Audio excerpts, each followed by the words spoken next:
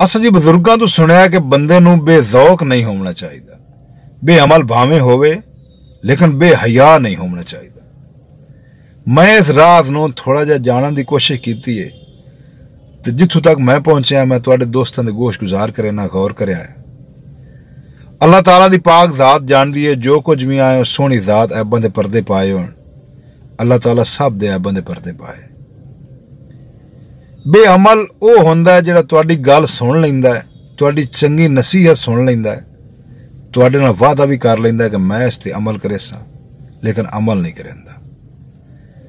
बेहया वो हुंदा है जिहड़ा तुहाडी चंगी गल सुनना भी गवारा नहीं करता, तुहानूं मूँह ते जवाब दिंदा कि मेरे कोल टाइम नहीं या कोई मसला है मैं तुहाडी गल नहीं सुन सकदा। चोर एक चोरी करन चला गया किसी पिंड दे विच, जदों चोरी करके निकलिया साईं नूं पता लग गया, साईं मगरों सिर ते चढ़ गए।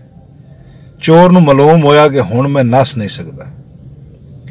सामने मसीत आई, मसीत दी कद 4 फुट दी आई। चोर छाल मारी ते मसीत दे अंदर गठड़ी उस नेरे ही सट्टी, आप उस उत्थे नमाज नहीं दी। अल्लाहु अकबर। मगरों 2 बिरा पहुंच गए। एक बिरा आख्या आए अपना चोर है, दूए आख्या ना ना अल्लाह ताला दा नेक बंदा है, तहज्जुद पढ़दा पिया। अपना चोर अग्गा निकल गया। दुनिया का दस्तूर है चोर नूं जदों भी फरार होने का मौका मिले वो मौका कदी नहीं चाया करता, फौरन फरार हो जाता। लेकिन वो चोर बेहया ना, बेजौक ना, बाजौक चोर आ। उथा ही मुंह दे मुंह सजदे डाए पे रो रो के अल्लाह ताला को माफी मंगीस। अल्लाह ताला तेरी जात करीम है, तेरी जात बड़ी बड़ी है। आज बगैर वजू दे तेरे सामने खड़ा हो गया तो तुम्हें बचा लिया। अगर वजू कर तो तेरे सामने खड़ा हुआ तो क्या ही गल है। सुभान अल्लाह। असी सारा दिन अल्लाह ताला दी मुखालफत करने, अल्लाह ताला दे नाल जंग करने।